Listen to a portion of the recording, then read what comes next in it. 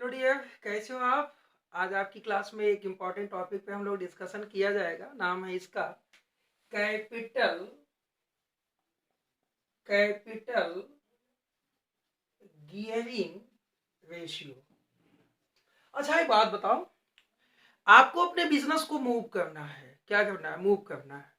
आपके पास खुद की पूंजी बहुत कम है। आपके पास क्या है? खुद की पूंजी कम है। आप देखते हो कि आपका ये बिजनेस है। आपका ये बिजनेस है।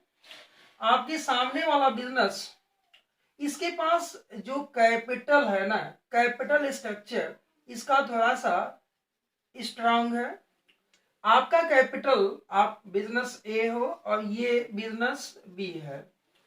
नाउ डियर, अब आपके मन में एक प्रॉब्लम्स आती है कि आपका बिजनेस, ये देखो, आपका बिजनेस ये है, आप सामने वाला कंपटीटर ये है, स्ट्रांग है। तो आपके मन में कई चीजें चलती है कि हम इससे आगे कैसे निकल जाएं। पहली बात, चलो नहीं भी कंपटीटर है आपकी मार्केट में, कंपटीटर नहीं, चलो मैंने कंपटीटर को हटा दिया। आपको लगता है कि आपके कस्टमर्स आपके यहाँ से वापस जाने चाहते हैं, इस मंदिर के दौर से, आप मंदिर के दौर से यानी विसीजन के दौर से निकलना चाहते हो, तो आपके पास पूंजी कम है। यानी कि आपकी जो खुद की इक्विटी है ये कम है। तो आपने क्या किया? बिजनेस को आप मूव करना चाहते हो, यानी आप मोटरसाइकिल चलाते होगे। जी, मोटरसाइकिल चलाते होगे। तो मोटरसाइकिल चलाते के समय एक नॉर्मल स्पीड पे आप चलते हो, 30 किलोमीटर पर आवर के हिसाब से, या उससे अधिक लेना चाहते हो, तो सही बता दो, आप उसका गियर बदलते हो या नहीं? जी। तो आप गियर चेंज करते हो, फिर अगली स्पीड लेते हो। तो गियर चेंज करने का मतलब क्या है कि आपके अंदर कोई एडिशनल कैपेसिटी डेवलप होती है उस इंजन के अंदर। फिर गियर चेंज होने के बाद फिर आपकी स्पीड, मोटरसाइकिल स्पीड ले लेती है, या आपका मोटर व्हीकल स्पीड ले लेता है। ऐसे ही बिजनेस के अंदर भी होता है कि आपके खुद की पूंजी से, यानी इक्विटी कैपिटल से, आपका बिजनेस मूव नहीं हो पा रहा है, आप प्रॉब्लम में हो। तो आपने क्या किया? आपने दो चीजों को इशू कर लिया। आपने एक तो इशू किया डियर प्रेफरेंस कैपिटल, आपने प्रेफरेंस शेयर कैपिटल इशू कर लिया, या आपने क्या किया? डिबेंचर इशू कर लिया। अब जब आपने इन दोनों को इशू कर लिया, तो ये देखो, ओनर्स की इक्विटी से तो आपको क्या मिलते थे? आपको जब प्रॉफिट मिलता था तो एग्जिट प्रॉफिट है इक्विटी शेयर कैपिटल वालों का, यानी कि जो इक्विटी शेयर कैपिटल जिन लोगों ने बिजनेस के अंदर लगाया हुआ है, उनको प्रॉफिट मिल जाती थी। लेकिन जब आपने क्या किया? प्रेफरेंस शेयर कैपिटल इशू कर लिया, तो इनको क्या करना है? फिक्स रिटर्न देना है आपको। क्या करना है? इनको रिटर्न्स तो फिक्स है ना भाई, ये दोनों परसेंटेज पे हैं। प्रेफरेंस और कैपिटल आप बहुत अच्छे ढंग से जानते हैं, कैपिटल स्ट्रक्चर के अकॉर्डिंग हमने आपको बताया हुआ है फाइनेंशियल मैनेजमेंट में, कि वहां पे आपने क्या किया? आपने प्रेफरेंस शेयर कैपिटल को ले लिया, कैपिटल स्ट्रक्चर में इन्वॉल्व कर लिया। नाउ डियर, अब देखो, कैपिटल स्ट्रक्चर में आपने क्या किया? पहले तो आपके पास क्या था? पहले आपके पास इक्विटी कैपिटल था, प्लस आपके पास खुद का रिजर्व्स एंड सरप्लस था। ठीक है। इससे जो भी प्रॉफिट आपको मिलती थी, जो भी प्रॉफिट मिलती थी, इससे आप खुद डिविडेंड्स पाते थे माडिया। क्या था? आपके बिजनेस में जितनी प्रॉफिट होती थी, सब कुछ अपने अकेले आप पाते थे। अब क्या होगा भाई? अब आपने क्या किया कि प्रेफरेंस शेयर कैपिटल इशू कर लिया। आपके मन में एक बात चली कि आपने प्रेफरेंस शेयर कैपिटल इशू कर लिया। अब देखो कि जब आपने प्रेफरेंस शेयर कैपिटल इशू कर लिया, और साथ ही साथ डियर आपने अपने कैपिटल स्ट्रक्चर में क्या किया? डिबेंचर भी क्या कर लिया? इशू कर लिया। अब देखो, आपके बिजनेस में क्या है कि पहले आपका जो बिजनेस था, केवल आप इक्विटी शेयर कैपिटल एंड खुद के जो रिजर्व एंड प्रॉफिट जो आपने रिटेंड किया हुआ था, उसके अकॉर्डिंग अपना बिजनेस चलाते थे। तो आपका बिजनेस उतना मूव नहीं हो पाता था, आपको कैपिटल की नीड हुई। तो आपने क्या किया? आपने डिबेंचर्स इशू कर लिया, आपने प्रेफरेंस शेयर कैपिटल इशू कर लिया। अब दोनों मिला के आपके बिजनेस के अंदर एक स्ट्रांग पूंजी हो गई, स्ट्रांग कैपिटल हो गया।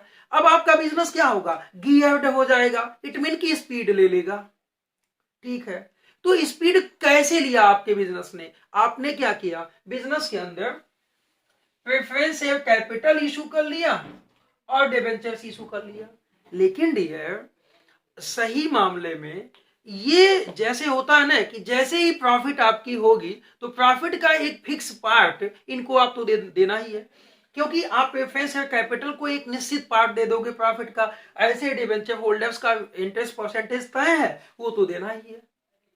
तो चलो, आपने क्या किया, वो ले लिया, आपने बिजनेस को मूव कर लिया, बिजनेस मूव हो गया, कंपटीटर मार्केट से भाग गया या डोमिनेट हो गया, आप क्या है, आपका बिजनेस पुश हो गया, गियर्ड हो गया। लेकिन इनके रिडम्पशन के लिए क्या आपका ओनर फंड अवेलेबल है या नहीं है? यानी कि आपके बिजनेस ये जो रेशियो है ना, कैपिटल गिविंग रेशियो, सच रेशियो स्टैब्लिशेस, नोट कीजिए, such ratio establishes the relationship between कहाँ भाई, इक्विटी फंड एंड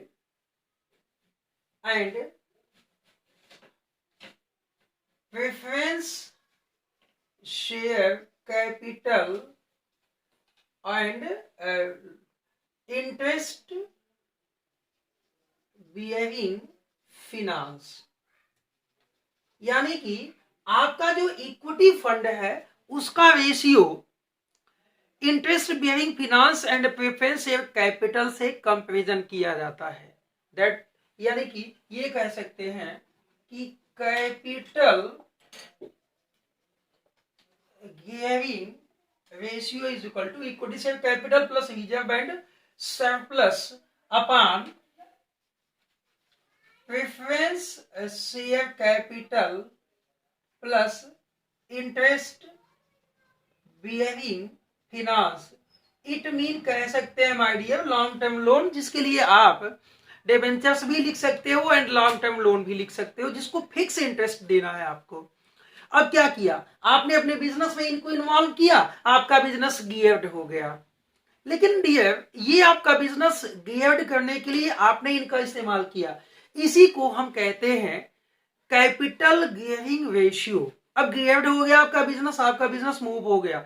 शुरुआत के दिनों में अगर ये जो हाई अगर गियर्ड रेशियो है आपका, यानी ये रेशियो ज्यादा है, आपका इक्विटी कम है एंड ये ज्यादा है, शुरुआत के दिनों में बिजनेस में जब आपने इनको इन्वॉल्व किया तो ठीक है।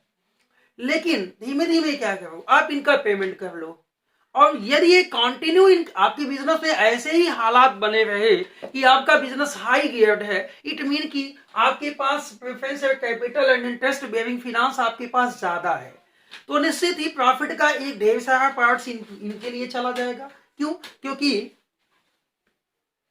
क्योंकि देखो भाई, जब आपका नेट प्रॉफिट होगा बिजनेस के अंदर, नेट प्रॉफिट होगा, तो इसमें सबसे पहला काम इंटरेस्ट दोगे डिवेंचर्स को, और जो बचेगा उसमें से सबसे पहले किसे दोगे, प्रेफरेंस को पेमेंट दोगे। अब जो बचेगा वो किसका होगा, इक्विटी का होगा। मैंने डिफरेंट क्लासेस में आपको ये समझाया हुआ है। तो इनको यदि इन दोनों को पेमेंट्स आप ज्यादा दे दोगे तो फिर आपके पास प्रॉफिट क्या बचेगी कि आप अपनी इक्विटी से होल्डर्स को पेमेंट क्या दोगे। साथ ही साथ अगर इन बिजनेस में इनका बोझ ज्यादा बना हुआ और ज्यादा दिनों तक बना हुआ है तो रिडम्पशन कैपेसिटी की बात आ जाती है कि आप इनके रिडम्पशन के लिए भी समस्या में आ जाते हो। तो डियर देखो, अब ये जो कैपिटल गिविंग रेशियो है ये जितना कम होगा, शुरुआत में ठीक है हाई है तो फेवरेबल होगा बिजनेस के, लेकिन अगर ये कंटिन्यू होता जाता है तो ये बिजनेस के लिए अनफेवरेबल होता जाता है। तो जो कैपिटल गिविंग रेशियो है ये बिजनेस के बाद के दिनों में ये रेशियो कम होना चाहिए। इट मीन कि इनकी क्वांटिटी कम होनी चाहिए, इनकी क्वांटिटी ज्यादा होनी चाहिए। सो डियर, ये आपका कैपिटल गिविंग रेशियो है। चलिए एक प्रैक्टिकल क्वेश्चन इस पे सॉल्व किया जाए। डियर, यहाँ कुछ एग्जांपल्स हैं, आपको इंफॉर्मेशन है कि आपके बिजनेस के अंदर इक्विटी शेयर कैपिटल 3 लाख का है, रिजर्व्स 1 लाख के हैं, 7% प्रेफरेंस शेयर कैपिटल है एंड 8% डिवेंचर्स हैं। तो क्या करना भाई, हमको निकालना है कैपिटल गियरिंग रेशियो क्या है। सोडियम क्या होगा भाई, यहां हमने क्या लिखा, इक्विटी कैपिटल। चलो इक्विटी कैपिटल आपका 3 लाख है प्लस 1 लाख रिजर्व्स है एंड 2 लाख आपका प्रेफरेंस कैपिटल है एंड 4 लाख आपका ये है। तो ये हो गया 4 लाख और ये हो गया 6 लाख।